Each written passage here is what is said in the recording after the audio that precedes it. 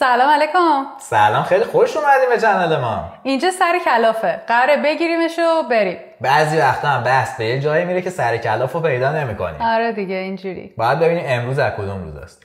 واقعا. چه خبر؟ سلامتی، تو چه خبر؟ سلامتی میگذره. امروز شلوغ بود. شلوغ بود؟ آره. چیکار کردی؟ هم کلاسا رو داشتم، هم ضبط داشتم میکردم. همین که نشستیم ساعت 11 شب در خدمت شما. منم شلوغ بودم. چه کار کردی؟ موزیک ویدیو قرار بود لانچ شه. اولین موزیک ویدیو رسمی با آهنگسازی رسمی و ادیت یه تیم خفن. بسیار عالی. من تو هیت دخالت نمی‌کنم. فکر کنم دیگه وقتی این ویدیو میاد بیرون موزیک ویدیو لانچ شده، الان تو همه پارتی‌ها دارن گوش میکنن. فکر کن. حال میده. واقعا چیزی که کمتر از ساسیمان کنه. ببین من صدامو خیلی چشم گرفت. احساس الان این تعریف نبود. اصلا این خیلی تعریف نبود. چرا ساسیمان کنه من دوست دارم. خوبه که بالاخره سبک خودش رو داره. بالاخره که یه دیدگاهی داری، دیدگاه خودت میتونی. حقیقتش رو بخوای سبک منم خیلی شبیه ساسیمان کنه. ساسیمان کنه تونسته یکم پیشرفته‌تر کار کنه. من تو لول‌های مقدماتی گیر کردم. وای. اینو در مورد صدام می‌خواستم بگم. صدام وقتی رپ میخونم احساس میکنم خیلی خوبه. از حسین بهتره. راضی. از حسین بهتر نیست؟ بهتر. ببین به عنوان یه شخص، آره آخه نمیشه گفت، میدونی به عنوان اون یه شخص معروفه. سوم نگو، به عنوان پارتنر من بگو، یکم پارتی بازی هم بکن. آره عالی عشقم. اصلا درجه 1 اصلا نداریم. حله. ببین امروز داشتم کار میکردم، چند وقت دارم به این موضوع فکر میکنم که مثل همیشه ضعفام چیه؟ خب ضعف تو چیه؟ گفتم امروز راجعش حرف بزنیم. ضعف زیاد دارم، کدومشو بگم؟ نه اون ضعف رو بگو که توی کارات خلل ایجاد میکنه. فوبیا تلفن دارم. به خودم با تلفن حرف نمیزنم. یعنی چی بشه؟ ببین اون سری مثلا یه اتفاق بد افتاد و مجبور شدم به اورژانس زنگ بزنم که راجع به اون بعدا صحبت میکنیم. نه راجعش اصلا حرف نمیزنیم. نه صحبت میکنیم، سر کلاف ممکنه به اونجا هم بکشه. آره راست میگی. اونجا مثلا تو اون شرایط من زنگ میزنم، وگرنه اگه قرار باشه من مثلا واقعا ممنونم که بابت حرام گذاشتن. خدایی من تو رو مدیون میدونم سر اون اتفاق که من تلفن صحبت کردم. چه کاری تکست بدین دیگه. ولی حالا من برعکسم. خب من خیلی زود رسیدم به این قضیه. الان مد شده، ترند شده، مثلا کسایی که 15 16 سالشونه دوست ندارن با تلفن حرف بزنن. بعد تو اون جامعه جا افتاده که مثلا آدما با تلفن حرف نمیزنن، تکست بدین، حتی تو محیط کاری. من ولی خب مثلا الان سنی ازم گذشته، اون موقعی که من ترس از تلفن داشتم این چیزا نبود که. برای همین یکم وجه بدی داشت داره من. این یکی از ضعفام بود. ولی من برعکسم، ترجیح میدم. میدونی من اینجوریم که باید ارتباط بگیرم، خب بعد تو تکست ارتباط نمیگیرم. ایموجی داره دیگه. نه من اینجوری نیستم که نه مثلا نمیتونم. من حتی الانم برام سخته. خوشحالم که تو هستی. من صحبت کنم. آره دیگه. چون مثلا یکی باید نگام کنه، من حتما باید آی کانتکت داشته باشم. خیلی سخته. دوربین اینش بر من سخته. امیدوارم یه جور طراحی بکنن که پشت قاب گوشی قیافه آدم یعنی پرک میزنه. من تکنیکم میدونی چیه؟ اونو نگاه کنی. لنز دوربین، توی لنز دوربین خودمو میبینم. بعد احساس میکنم اصلا دارم با یکی صحبت میکنم. الان من با این چشای آستیگماتم چجوری؟ من الان دارم چش تو رو تو لنز دوربین. خب من دارم این گله رو میبینم. و با این حرف بزنیم؟ دیگه اینم یه راهیه بالاخره. آره خلاصه که من برعکسم. دیگه چی؟ دیگه ضعف بعدی. ظرف بعدی. ببین کمالگرایی ضعف حساب میشه. بستگی داره، مثبت و منفی داره دیگه. میخوای نظرتو بگو، من بعد میام رو خودم. یا میخوای من بگم بعد تو بیای؟ فرقی نداره. میخوای تو بگی؟ بگو. مثبت و منفی داره. ببین این که تو بتونی یک کیفیت خوب و تشخیص بدی میشه کمالگرایی مثبت. این که من میتونم تشخیص بدم که چقدر خوب چیه، میدونی، و تلاش میکنم که بهش برسم. ولی اون منفیه که فکر می‌کنی نه من اصلا اونقدر خوب نیستم و یه چیز عالی پرفکت و مثلا چیزی وجود داره که من اون نیستم و به خاطر اون کارو انجام نمیدی. کمالگرایی معمولا همینه دیگه. آره ولی میگم مثبت و منفی واقعا میتونه داشته باشه. یعنی وقتی اون کمالگرایی میتونه تو رو برسونه به اون هدفت. یعنی به خاطر کمالگرا بودن تلاشت بیشتر میشه. یعنی موتیویتت میکنه یا نه جلوتو میگیره؟ معمولا جلوتو میگیره. آره خب معمولا ما همه چیمون سایدای منفیه. خب ببین مثلا من خودم کمالگراترین هام تو کتگوری آدمایی میذارم که از اونها کمالگراتر وجود نداره. آره جالبه. ولی تو یه سری شرایط میگم اوکی الان این کمالگرایی رو خاموش بکنم، بعدن مبحث زیاده برای اینکه توش کمالگرا باشم. سر یه سری چیزا من خاموشش میکنم. سر چی؟ جایی که مجبوری کاری انجام بدی؟ گفتم سر یه سری چیزا. آره. سر یه دونه چیز من خاموش کردم. سر بقیه چیزا روشن. سر چی؟ سر اینستا من خاموش کردم. چرا؟ ببین آخه اینستا یه محیطیه که تو توش باید بتونی مثلا یه استمراری داشته باشی. خب اون استمراره با کمالگرایی نمیشه. من اگه بخوام یه ویدیویی از خودم درست بکنم که همه چیش پرفکت باشه شاید مثلا یه ماه زمان بگیره. خب ولی خب مثلا الان باید یه ویدیو بذارم، 3 روز دیگه هم باید یه ویدیو بذارم و این روند همینجوری باید تکرار شه. من باید یاد بگیرم که اوکی الان ویدیو کامل نیست ولی به یه مرحله رسوندمش که قابل قبوله. بیشتر از اون وقت گذاشتن صرفا داره جلوی رشد رو میگیره. درسته. اینجا جایی بود که من خاموش کردم. جوابم داد. ببین جواب میده. اگه میموندم اونجا اصلا خیلی ها هستن بهم پیام میدن سر اینکه مثلا اینستاشون مشکل داره، میگن که ما کمالگرایی جلومون گرفته اصلا شروع نمی‌کنیم. میدونی باز بحث سر اینه که تو کمالگرایی داری شروع میکنی ولی مثلا 4 تا ویدیو میذاری میافتی تو اون لوپه که الان این ویدیو باید پرفکت باشه، ولی یه سری اصلا انقدر این کمالگراییشون زیادی که اصلا کلا شروع نمیکنن. آره ببین میتونی کلا کمالگرایی به نظرم یه فکره، واقعیت نداره اصلا. یه فکر رو بر خود میذاری، یه معیاری رو بر خود مشخص میکنی، بعد همیشه هم یه معیاری رو مشخص میکنی که فکر میکنی برات دست نیافتنیه. شاید نمیدونم، منم اینجوری بودم ولی الان نیستم. من واقعا الان کمالگرا نیستم. چجوری بودی؟ مثال داری؟ منم کاری انجام نمیدادم دیگه، میگم این که بر من نیست، این اصلا باید اینجوری باشه فلان باشه. من کمالگرا نیستم ولی کلا خیلی حساسم رو کاری که انجام میدم. ولی حساسیتم چیزیه که میدونم میتونم انجامش بدم. حساسیتم چیزی نیستش مثلا بگم من الان مثلا چه میدونم مثال میخوام یه کاور اینستاگرام بزنم بعد مثلا بگم نه من الان باید اینو در حد تیزر شهری بزنم مثلا فلان. نه اون سطح من نیست، اونم لازم ندارم برای اینستاگرامم، میدونی، بعد انجامش نمیدم. به خاطر همین چیزی رو میذارم برای خودم که میدونم میتونم انجامش بدم و بهترین خودم برامون میذارم. حالا اصلا برام مهم نیست شاید دیده یه نفر دیگه اون خیلی عالیه یا نیست، اون رو من اصلا تاثیر نداره. آخه من میتونم یه چیزی که مثلا میگم این باید درست شه میتونم درستش بکنم ولی تو خیلی از شرایط عمدن درستش نمیکنم. اینم هست، درمان داری میکنی مثلا اینجوری یه جوره یاره. آخه انرژی میگیره ازم. من اگه بخوام اون ویدیو رو پرفکت درست بکنم واقعا زمان میبره و اعصابم خورد لازم هم نیست. آخه خیلی وقتا لازم نیست. تو حساب کن من میخوام یه دونه ویدیو بذارم که اون ویدیو مثلا چه میدونم 100,000 تا ویو بگیره، دارم هی براش تلاش میکنم، مثلا یه هفته دارم هی وقت میذارم پیکسل به پیکسلش رو درست میکنم که چه اتفاقی قراره بیفته. اصلا یه دونه پیکسلش اگه کج باشه چه اتفاقی میفته. خیلی جاها پیش میاد مثلا شاتا درست نیست، قیافم درست نیافتاده، ولی میگم اوکیه میذارم میره. حتی من چندین تا ویدیو دارم که از آپلود کردنشون پشیمونم. یعنی انقدر ویدیو افتضاح بود که من اصلا گفتم تموم شد، اینو آپلود کنم تموم میشه. میلیونی ویو گرفته اون ویدیو، مردم دوست داشتن. اصلا خیلی وقتا ضعفا رو دوست دارن. آخه نه اصلا بذار یه چیز دیگه بگم، بحث ضعفا نیست، ضعف از دید توئه. ضعفی که از دید توئه. آره exactly. اصلا ضعف از دید توئه، دید اون شخص نیستش و تو از یه بعد نگاه می‌کنی یه قضیه ای رو و هزاران بعد داره و اشخاص دیگه بعدای دیگه بهش نگاه می‌کنن، کانکت میشن باش، میدونی؟ به خاطر همین به نظرم واقعا یه بعد نه. ولی من واقعا الان نیستم و این موضوع خوشحالم. خیلی خوبه. آخه عملگرایی دقیقاً میشه نقطه مقابل کمالگرایی. دقیقاً جمله قشنگی گفتم نه؟ آفرین. آره. اینو بچه‌ها تتو بگیریم و ما عکسشو بفرست. مثلا چند تا مثال بزنم از جایی که من کمالگرام.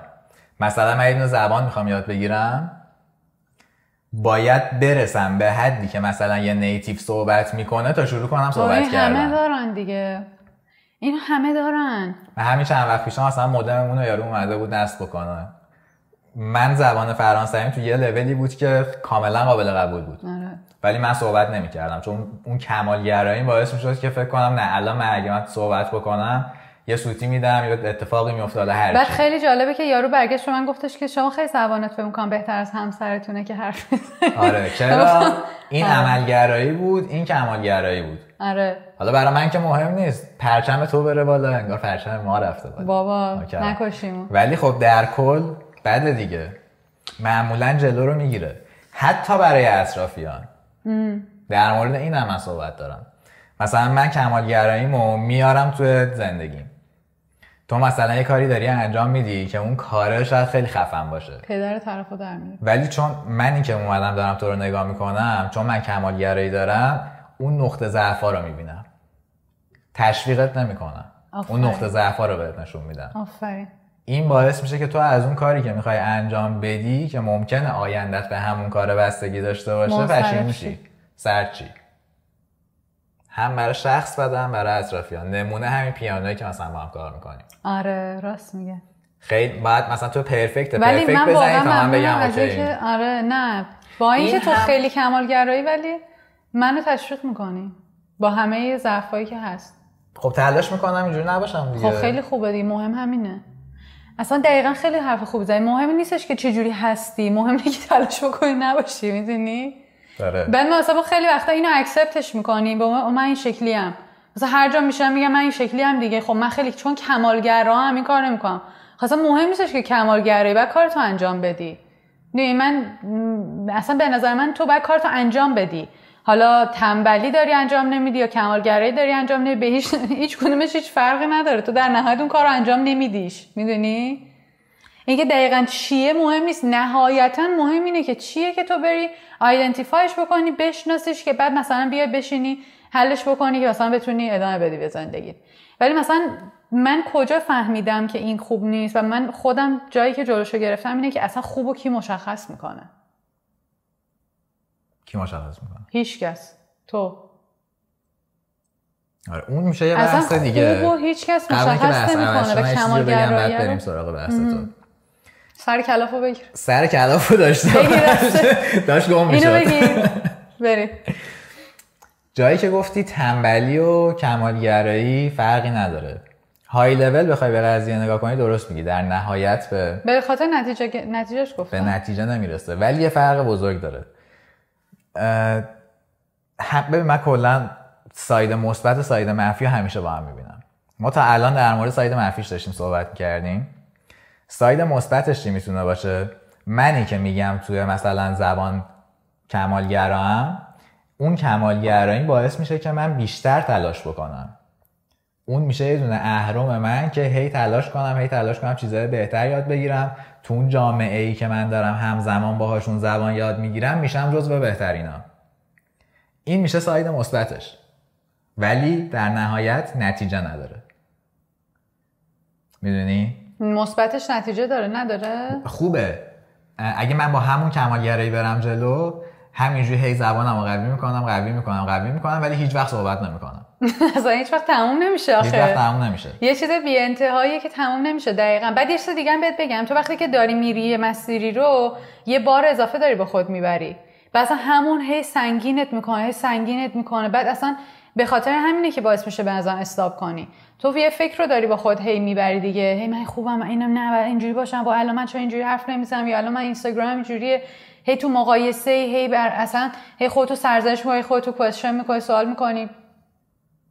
بعد این بیه باره رو تو هی با خودی مثل کلوخ میگن کلوخ یه کیف پر کلوخ برمی‌داری میندازی رو دوش تازه میری کارو انجام بدی. خب چه کاریه؟ من اونو نبر بعد کدومش میتونه نتیجه بهتری بده؟ تو ذهن من این چیزی که گفتی تنابه. یه سری تنابه که بستی دور خودت وصله به یه جایی. دقیقاً اینا. کشی هم هست. رنگش هم سبز. چرا؟ فسفوری. تو ذهنم اینجوری این تنابه هستن که اینجوری سبز اینجوری داره کلش توسیه. نمیدونم اون شکلیه. حالا بعد مثلا من تنابم قرمز راه واقعا؟ نه الان فکر کردم دیدم هست. در شما چه رنگی؟ تنابه چه رنگی؟ اون وصله بهم. ببین سر کلاف گم شد. خب بعد مثلا مدیتیشن که میخوام بکنم یکی از راه حلام تو ذهن نمینه که اون تنابه که وصله رو از خودم اون قلابشو در میارم ول میکنم بره. آره. که بتونم دوباره برم جلو ادامه بدم مسیر روزمو. آفرین. راجع به این موضوع بعد صحبت کنیم کلا این داستان مدیتیشن هایی که می‌کنی. مدیتیشن هایی. آره. بعد در رابطه با زبانم همینه. مثلا من خیلی فیدبک هایی که میگیرم مثلا چه من پادکستم خب ببین من کار خوب اون موقعمو انجام میدم. پادکست رو خیلی دوست دارم. راجع به اونم یکم صحبت کنیم. جدی میگی؟ چی میگن لفظ عملش واقعا خوبه. درست گفتم لفظ عمل؟ نمیدونم چی میخوای. نفس عملش خوبه. یعنی چی؟ نفس عمل؟ نمیدونم. به فرانسوی چی میشه؟ الان میگه مثلا به فرانسوی چی میشه ولی نمیدونم چی. نفس عمل میشه فکر کنم اون فکری که پشتشه. نمیدونم سوال اینجوری نپرس ضایع می‌کنی جلو. پادکست اول اومدیم. وقتی یه چیزی میگی معنیشو نمیدونی چرا میگی؟ کاربردش درسته معنیشو نمیدونم.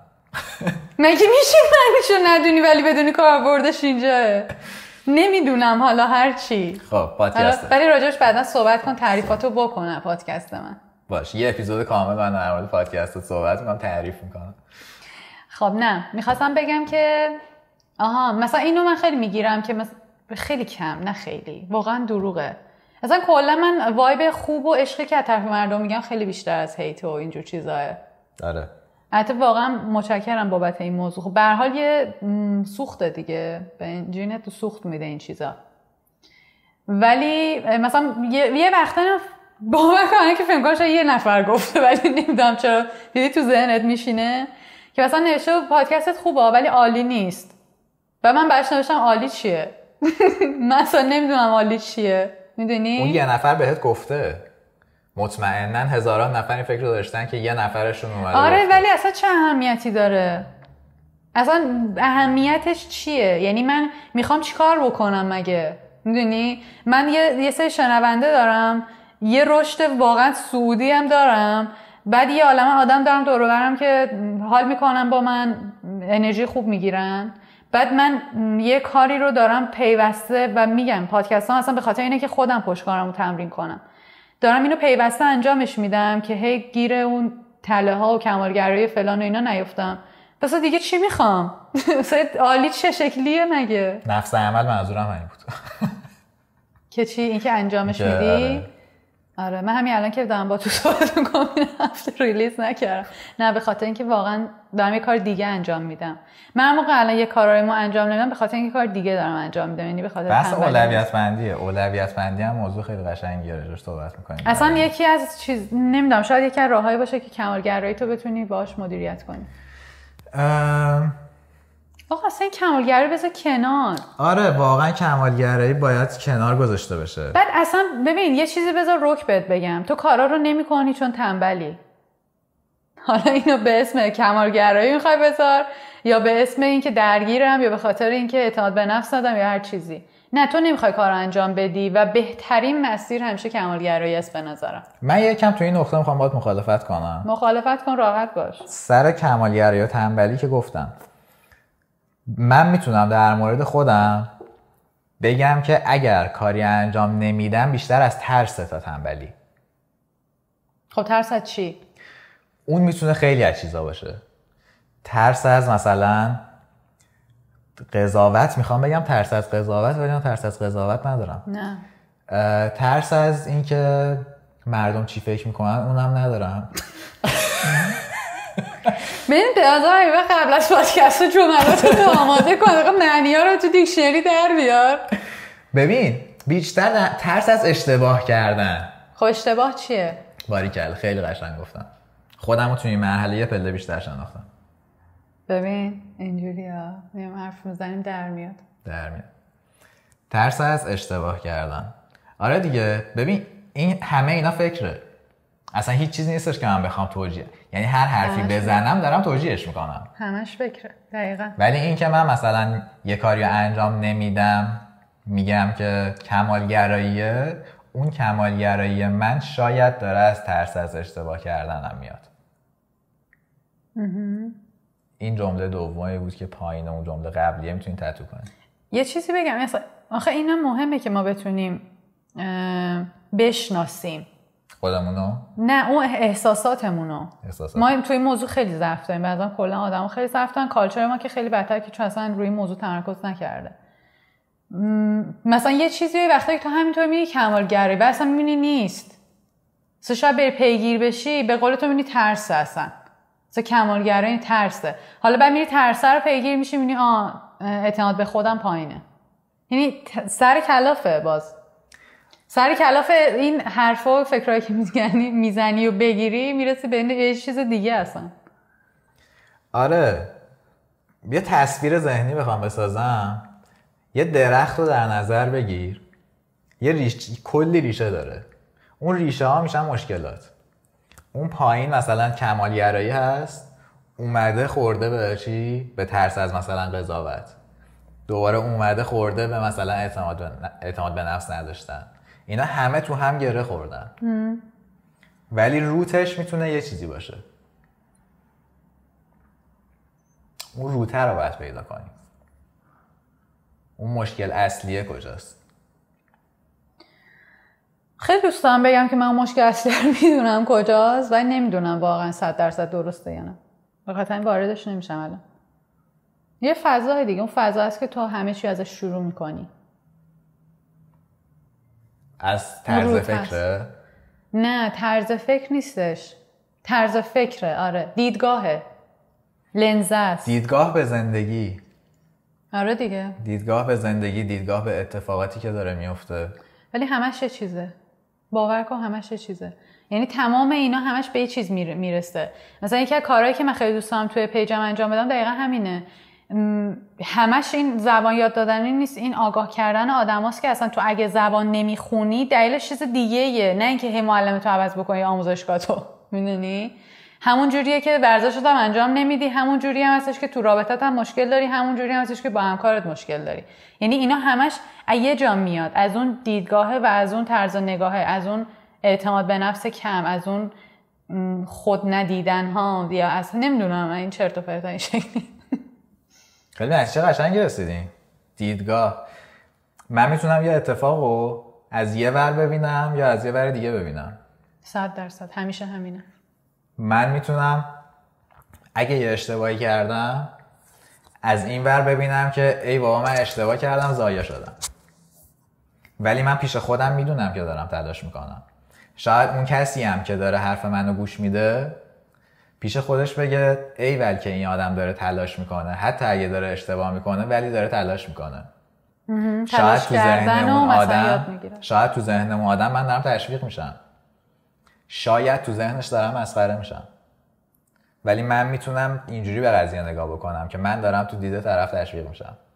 اگه من از خودم مطمئن باشم که دارم کار درست انجام میدم، دارم تلاشمو میکنم، دارم بهترینمو میذارم، میتونم اینجوری نگاه بکنم که تو ذهن طرف که نیستم. خیلی برای من بهتره اینجوری فکر بکنم که طرف داره تشویقم میکنه. دیدگاه آره انتخابه. ولی من معمولا اینجوری هم که دیدگاه هم اینجوریه به قضیه. اگه یه اشتباهی بکنم طرف مسخره‌ام میکنه.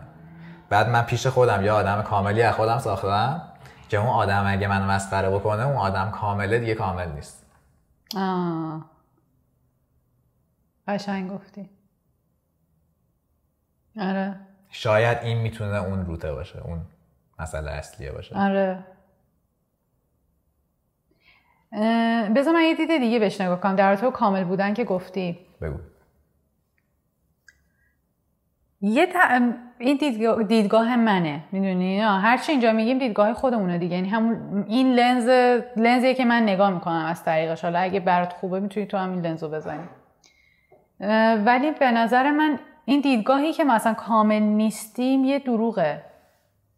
مثلا ما کامل هستیم و اشتباه کردن دلیلی بر نقصمون نیست. جزئی یه چیزی اصلا نه، یه چیز کاملا متفاوت، یعنی هیچ ارتباطی نداره. میدونی؟ یه چیز دیگه است.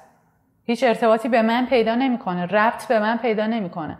ولی خب من اینو روش کار کردم که متوجه شدم به من ربط پیدا نمیکنه. یعنی به اصل اون نمیدونم چجوری واقعا بیانش کنم. اصلا جزئی از ماست اشتباه. آره اصلا آخه ببین اشتباه هم من اسمشو حتی نمیذارم دیگه. یعنی اصلا کلمه اشتباه برای من یه جوریه دیگه، میدونی؟ چون مسیر اسمشو بذاری، چالشه، نمیدونم، مسیره، هر اسمی که میخوای بذاری اوکی، ولی اشتباه نیست. ببین تو وقتی اسم اشتباهو میذاری اصلا خرابش میکنی. اصلا وقتی اسم اشتباه رو روی چیزی میذاری خرابش میکنی، چون قابلیت یادگیری ازش گرفتی همون لحظه. یعنی وقتی که من مثلا یه کار میکنم میگم وای اشتباه کردم، یعنی کاملا نگاتیو شد، کاملا منفی شد. بعد من قابلیت یادگیری رو ازش گرفتم دیگه، همونجا مهر سوخته شد، تموم شد رفت. ولی همش یادگیریه و خیلی قشنگه. مثلا در رابطه با زبان میخوای ادامه بدی یا چیزی دیگه میخوام بگم؟ آره میخوام بدم. بگو. الان این که گفتی یه تصویری اومد تو ذهنم که یه دونه اتوبانه که سرعتگیر داره. اتوبانه میشه مسیر زندگیمون، سرعتگیره میشه اشتباهاتی که ما میکنیم. سرعتگیره درسته جلوی سرعتتو میگیره ولی برای خودته و برای اینکه بتونی به مسیرت ادامه بدی. ولی به خاطر نقص اتوبوس هم نیست که تو دست انداز میره. آفرین، دقیقاً همینه. دقیقاً همون جوری که اون سرعتگیره جزئی از اتوبانه، اشتباهات هم جزئی از مسیر زندگی ما. اصلا 100% اصلا قراره اینجوری باشه زندگی. اصلا آدمی نبوده که تا الان اشتباه نکنه. ما چرا فکر کردیم میتونیم اولین نفر باشیم؟ آره اصلا اینا واقعا توهمه. در تو با زبانم همینه. بگو. همین دیگه، همین ترس است همش. این که وای من اگه الان اینو اشتباه کنم چی، اگه اصلا یاد نگیرم چی، آی تو چند سال یاد میگیرم، آی تو چقدر یاد میگیرم. و همش حرف من اینه اصلا مسیر مهمه، نتیجه مهم نیست. میدونی چی میگم؟ یعنی اصلا انقدر این مسیر یادگیری بهت پشتکار یاد میده، بهت صبوری یاد میده، بهت تایم منیجمنت یاد میده، مدیریت زمان یاد میده، نمیدونم روتین تو تصحیح میکنه، باعث میشه به خاطر اون مسیر با یه سری آدم رفت آمد کنی، با یه سری آدم رفت آمد نکنی، طرز فکرتو به مسائل تغییر میده. اصلا اگر خارج از ایران باشه که کانکشن بهت میده. اصلا انقدر اون مسیر پرباره و واقعا چیزای مختلفی ازش آدم یاد میگیره. آدمای مختلف رو میبینید، 1000 تا دنیا جلو پات میاد، هر کسی با یه دیدگاه مختلف، یه کالچر مختلف. اصلا انقدر این مسیر مهمه که اصلا اون زبانه مهم نیست. میدونی چی میگم؟ حالا شاید الان بگی که چرا من دیوانم بشینم زبان بخونم. نه، زبانو باید بخونی، ولی نه به خاطر اینکه من شبیه نیتیو بشم، به خاطر اینکه مسیرش قراره به من خدمت کنه، مسیرش قراره به من یه عالمه چیز یاد بده. ولی اینو نمیای توش به خاطر حالا همون کمالگرایی که ازش حرف زدیم یا هر علت دیگه‌ای که داره و خودتو محروم میکنی از اتفاقایی که قراره برات بیفته و از تجربیاتی که قراره درس بگیری ازش، از هزاران چیز که واقعا به نظر نعمته. بعد اینو از خودت میگیری سر چی؟ سر اینکه من میخوام خیلی پرفکت باشه همه چی. تو همینجا ته نقص بودی وقتی کاری انجام ندادی، میدونی؟ تو اصلا پرفکت نیستی الان دیگه. یعنی به نظرم اگه قبل از اون کامل بودی الان دیگه نیستی. میدونم چون کاره رو نکردی. یعنی تو میگی مسیر مهمتر از هدفه؟ 100%. یعنی به نظرت فیلمایی که روند جذاب دارن ولی آخرشون خراب میشه فیلمای قشنگی هستن و ارزش دیدن دارن؟ میتونه. آره. دوست داری این فیلم‌ها رو؟ نه من دوست ندارم. آخه مثالی که زدیم خیلی دوستش نداشتم. خواستم صرفا مچتو بگیرم. نه آخه نه به مچ منو نگیر، من توی موضوع بهتر هستم. من ولی خیلی دوست دارم این فیلم‌ها رو. من تو چند تا فیلم دارم که روند خوب دارم ولی آخرشون افتضاحن. خب ولی تو میخوای هدفتو بگیری تو زندگی. این برای تو هدف مهمتر از مسیر نیست؟ خب اگه بگم نه که جلوی میلیون ها نفر آدم دروغ گفتم. یارو یه دونه سابسکرایبر نداره. آره خب همین دیگه تمام شد دیگه. ببین دو تا بحث میگی برعکسشو داری میگی. دو تا بحث متفاوته. من کاملا با تو موافقم، صرفا برای اینکه بحثی کم چالشی تر بشه گفتم. دو تا بحث جدا از همه. رسیدن به هدف مهمه، لذت بردن از مسیر هم مهمه. میدونی اگه چشتو روی مسیر ببندی و صرفا بگی هدف مهمه، این باعث میشه که نه تنها به هدفت نرسی بلکه از مسیر هم لذت نبری و اون تایمی که گذاشتی عمرتو تلف کرده باشی. ولی اگه به هدف برسی و از مسیر هم لذت ببری، مسیر باعث میشه که تو به هدفت برسی، اون انگیزه میده بهت. من اگه مثلا سفر دارم میرم 24 ساعت سفره، هیچی نخورم، مستقیم تو ماشین برم، دستشویی هم نرم، کیلومتر 300 تو ماشین خودم خراب میکنم. ولی اگه مسیر لذت ببرم، چارجو بزنم کنار، چیزی ببینم، چی میگن، کافه‌ای برم، یه کاری بکنم، اون مسیر کمک میکنه که من به هدف برسم. بعد عوارضی قزوین یا قبلش؟ ببین حالا بعدش و قبلش فرقی نداره، تو قزوین باید اصلا الان همین میفهمم که ما خیلی خلوت شدیم. ببین تازه از پادکست اول یخه با نشده. نه اصلا ببین خیلی جدی الان داریم حرف میزنیم. اصلا خیلی چرت و پرت میگیم. مثلا این اسمش که شد سر کلاف قشنگ همینه. من میگم قسمت دوم هم همینجوری جدی بریم. یکم فکر کنم مثلا یه وجهی چیزی خیلی باحالی. آره. سوم شد. دیگه اون وقت بفهمن که اصلا نه شلوارک شورت میشینی رو میز. عرقگیر. عرقگیر. رسالتمون ولی نه کلا حیفه. یعنی من هر موقع که به خاطر یه دلیل مزخرف یه کاری انجام نمیدم به این فکر میکنم که چند سال مونده که زنده بمونم. بعد اصلا یکی اینو دارم یه کار دیگه میکنم. من وقتی که یه کاری انجام نمیدم بر خودم یه رویای 65 ساله دارم که پشت شیشه همیشه نگاه میکنم. خب نمیتونم انجام ندم. اون بهت میگه چرا نکردی؟ آره. یا چرا کردی؟ نه سرزنش نمیکنه منو هیچ وقت. بالاخره انتظار داره ازت دیگه. نه. خب اگه چرا کردی یعنی چی؟ دلیلی داشته اون لحظه کاری انجام دادم، سرزنش نداره. چرا کردی میشه سرزنش. خب اگه انقدر چیله که برشی داری کاری میکنی براش. باید براش کاری بکنم که به یه جایی برسه تو سن. نه اینکه من به من بگه چرا این کاری کردی. نه بحث توقع نیست. اون که منم به هر حال خودم. نه بحث اینه که زمان خیلی زود میگذره و اصلا نمیشه اینجوری زندگی کرد. حالا امسال تنبلم، فردام حوصله ندارم، پس فردام کمالگرا هم این کارو نمیکنم، پس اون فردام که نمیدونم این اتفاق افتاد کات کردم ناراحتم. بس یعنی هر روز یه مشکلی هست، هر روز یه داستانی هست. اصلا فقط بعد آدم اصلا مگه نمیخوای عالی شی؟ مگه نمیخوای کمالگرایی به کمالت برسی؟ خب این کمالت در انجام کارها به وجود میاد. کمال کیه؟ در انجام کارها وجود بیاد. مگه نمیخوای به کمال برسی؟ اینجوریه. نه وقتی میخوای به کمال برسی خب تو انجام دادن کارا به کمال میرسی. یعنی اصلا به خاطر همین من رو مسیر تاکید میکنم. بچه‌هایی که کار انجام دادن تا الان، کار درست، یادگیری یه چیز خفن، میفهمی چی میگم. یعنی اون مسیره اصلا نمیدونم واقعا خیلی متفاوته. نمیدونم چجوری بگم. یعنی اصلا اون خیلی مهمتره.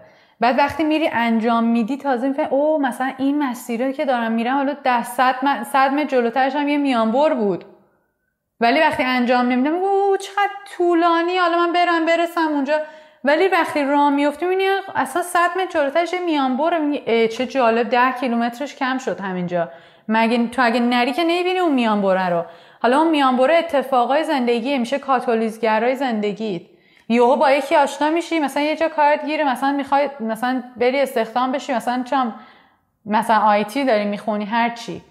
بعد میری تو مسیر شروع میکنی یاد گرفتن، شروع میکنی میری مسیر، مثلا یهو میانبره میشه یه آدمی که سر راهت میاد که مثلا پارتنرته مثال. بعد او اصلا اون کمپانی داره طرف، بعد مثلا تو میبره تو اون کمپانی، یعنی اون میشه کاتالیزگر مسیر تو. میدونی چی میگم؟ ولی حالا این چیزیه که ما اسمش رو میذاریم شانس. این شانس نیست. رفتی توی مبحث درازی. نه این حالا میخوای بازش نکن، ولی میشه این شانس. بعد ما اسمشو درس میذاریم. شانس نیست. مسیری که تو داری میری میانبر داره. اون کسی که رفته میانبر رو دیده، تو نرفتی ندیدی. بعضی من اصلا شانس نیست. آدما نون بازوش رو میخورن. نه چی؟ نه اونو نگو. نه آدما نون فکرشون رو میخورن دیگه. حالا هر چی دیگه. آره خلاصه. حالا نون یه جا رو بخورید. اصلا همین چیزی که ما الان استارت زدیم چرا راه دور بریم؟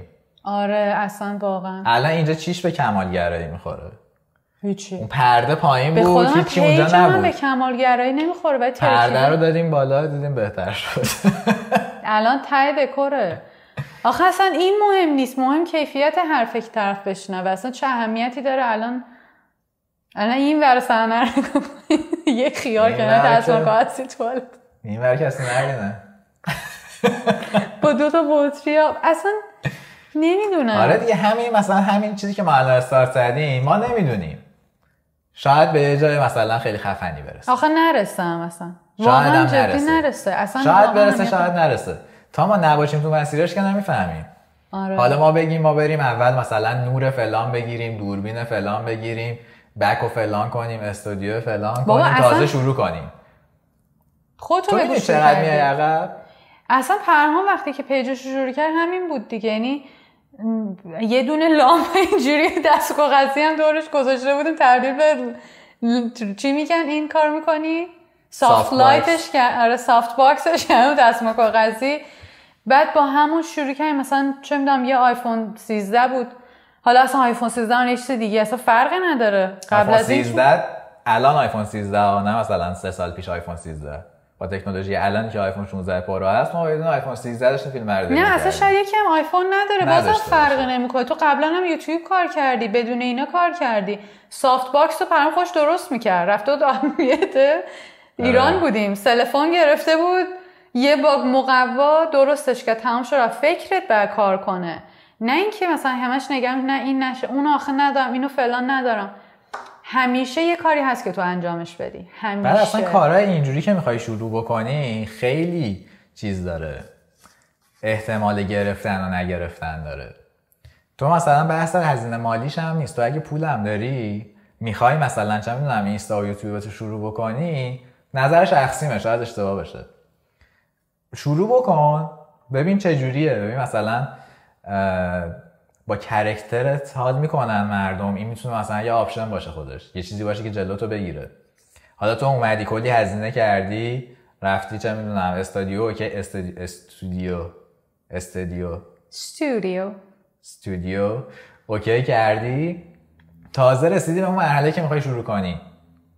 این به نظرم اشتباهه. این باز از همون کمالگرایی میاد. تو اول کمالو میاری وسط بعد خودت میای. کمال بیا وسط. خودت بیا وسط تو اشکم بزن بعد کمال میاد. بابا اصلا چرته. یعنی من خودم به شخصه سال هاست که قرار کار سوشال مدیا رو شروع کنم. ما ایران بودیم. ببین خیلی چیزا تاثیر داشته ولی اینجوری بود که من پا شدم رو اونایی که اون چیزایی که تاثیر داره کار کردم که الان به اینجا نشستم. اینطوری نیستش که با همه اون مزخرفاتی که مثلا تو ذهنم بود الان بتونم جلو دوربین بشینم. میدونی اصلا یه بی‌اعتماد به نفسی من داشتم، اصلا چی میگن ترس از قضاوت، اصلا نمیدونم اصلا وحشتم بود، نمیتونستم. یعنی من اگر یکی به من مثلا چند وقت پیش بودم تو بودی اینم کی بود میگفتش که چرا اینستا تو مثلا پارسال شروع نکردی؟ گفتم مثلا من پارسال آدم امسالم نبودم، اصلا رویای پارسال نمیتونست اینستاگرامو شروع کنه. اون میشد تو مسیر بودن دقیقاً، ولی اون کارهایی بود که من باید انجام میدادم تا برسم به اینجا که بتونم این کاری که باید استارت بزنم و تمام زندگی به من میگه این کارو بکن و انجام بدم. ولی اون خودش جزء مسیره، ولی اون خودش استارت همین کار بوده. حتما الان جلو دوربین نشستن اون نیست. میدونی چی میگم؟ قبلش قراره یه کاری بکنی ولی مهم اینه که انجام بدی، پاش یه کاری بکن. نه اینکه مثلا همینطور بشینی به امید این که من یه روزی فلان شه. اون روز برای هیچ کس نیومده، برای تو هم نمیاد. آره به نظرم که این کلا جمع کنیم. آره جمع کنیم. آره تو همین مناسبه 40 دقیقه. عالی. چقدر حرف زدیم. خب به عنوان پادکست اول خوب حرف زدیم. دستم میاد. آره خدای حال کردین. من خودم راضی بودم از تجربه اول بدون هیچ تمرین دوربین رو روشن کردیم، خیلی حال داد. اومدیم من لذت بردم. خیلی حال داد. واقعا چی میگم مکالمه خیلی لذت بخشی بود. ان سری بعدی کمالم میاریم این وسط. کمالو میاریم غیر بده. کمالو به عنوان همنشین میاریم که در به خدا این کمالو من دستگیرش میکنم تو به کارات برسی. اینقدر کمالگرا نباش، حالا حداقل یه اسم بده. خب دیگه بریم ببندیم. دم دردی خیلی وای نستیم. آره نه حالا بودین مثلا دیگه یادم رفته چی خدافظی چجوری باید بکنیم؟ خیلی خارجی شدم. خدافظی خدافظ نگیم سابسکرایب کنن. آها وایسا سابسکرایب هم بکن، خب لایک هم بکن، بعد شیرم با کامنت هم بذار. سر کلاف بعدی بگو چی باشه، اینم مهمه. اینم سر کلافم بگو، سلامم برسون به ماما اینا، بگو که اون قرمه سبزی هم که فرستادن خیلی خوشمزه و خدای دمش گرم. فقط این ظرفا رو نشستین و رفتین و ببین ظرفا در به بعد ظرفام بشوریم. بریم دیگه ببندیم. خداحافظ دیگه، ما داریم میریم دیگه. خدا نگهدار. خداحافظ.